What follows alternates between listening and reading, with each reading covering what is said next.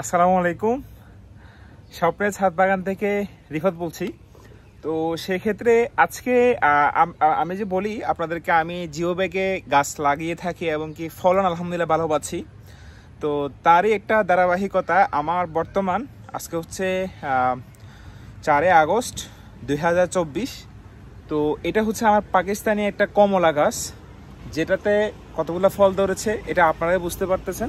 ছোট একটা গাছে কেমন, এই ছোট একটা গাছে আলহামদুলিল্লাহ এই পাশ ধরে এই পাশ অনেকগুলা।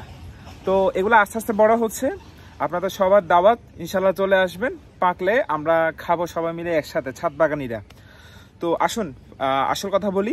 ছাদ বাগান আসলে করলে আপনাকে অবশ্যই কিছু কাজ করতে হবে। তাহলে শুনুন কি কাজ করতে হবে। প্রথমত হচ্ছে আপনার ছাদ বাগানে পরিচর্যা করতে হবে, এক। দ্বিতীয় কথা হচ্ছে ছাদ বাগানটা পরিষ্কার করতে হবে। জিও ব্যাগে কিছু সমস্যা আছে, শ্যাওলা পড়বে এবং কি আপনার কিছু ধরনের সমস্যা হবে, সেইটাকে আপনি সারভাইভ করে মানে আপনার এটাকে পরিষ্কার করতে হবে, ছাদ বাগানটা পরিষ্কার করতে হবে। এই ধরনের কষ্টগুলো করলে আমার মতো এই ধরনের পাকিস্তানি কমলা বলেন, চায়না কমলা মাশাল্লাহ দিলে আপনার অনেকগুলা ধরেছে, আপনারা দেখতে পারতেছেন। আর এটা হচ্ছে আপনার বাড়ি এক মালটা, এটাও আলহামদুলিল্লাহ অনেক।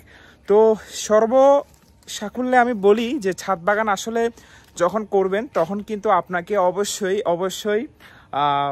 পরিশ্রম করতে হবে এবং কি তাদের সাথে নিয়মিত মিশতে হবে, তাহলে সুন্দর সুন্দর ফলন পাবেন।